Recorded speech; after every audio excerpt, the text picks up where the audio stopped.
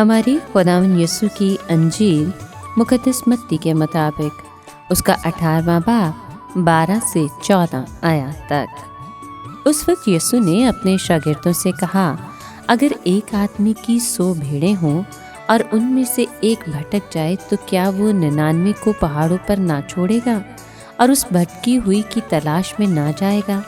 और अगर ऐसा हो कि उसे पाए तो मैं तुमसे सच कहता हूँ कि वो उन 99 की निस्बत जो ना भटकी उसके सबब से ज़्यादा खुश होगा। इसी तरह तुम्हारा बाप जो आसमान पर है नहीं चाहता कि इन छोटों में से एक भी हलाक हो।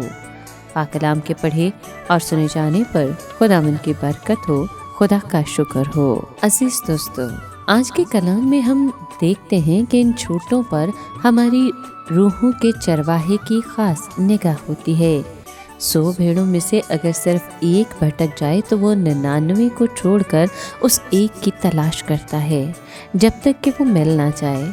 और उस एक के मिल जाने पर गडरिए को जो खुशी है उससे हमें ये सबक मिलता है कि इन छोटों की इज्जत और कदर करें क्योंकि ये उसके हैं। वो सिर्फ गडरिए और फरिश्तों ही की नज़र में अहम नहीं बल्कि खुदा बाप की नज़र में भी नहायत कीमती हैं। वो नहीं चाहता कि इन छोटों में से एक भी हलाक हो। अगर वो इतने अहम हैं कि फरिश्ते खुदावंद यीशु और खुदा बाप के मरकज़े निगाह हैं तो साफ ज़ाहिर है कि हमें उनको कभी हकीर नहीं जानना चाहिए।